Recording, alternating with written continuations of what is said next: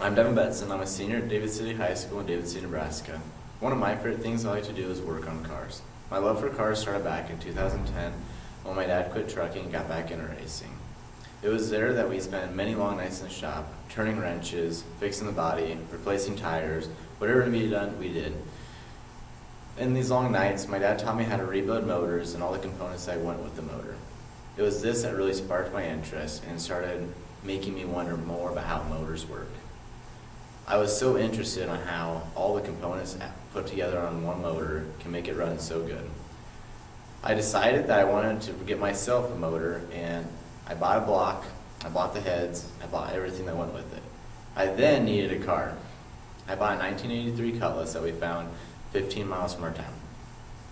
My dad and I spent many long nights working on that and the race car at the same time. We'd work on switching the Cutlass out of the shop and putting the race car back into it. In the summertime, it was mainly the race cars at the time.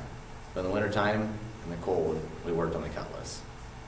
It took a year to build up the Cutlass and get it ready for the road. But once it was ready, I was ecstatic. My dad and I took it out for the first drive, and I loved every bit of it.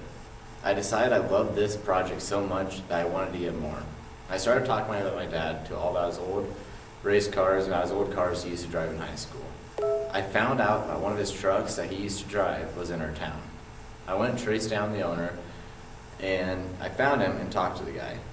I ended up buying the truck for $800, and it wasn't a peach, but we fixed it and replaced it, put a new motor into it, fixed the body a little bit, and just did some interior work. Now the truck is road ready, and we drive it everywhere. My dad actually drives it more than I do. I love this bond that my dad and I get through all the racing and the other cars we drive. I wouldn't trade it for the world, and it's this bond that helped me find my job as a mechanic and that I do every day after school. I love working on cars, and I don't think that'll ever change.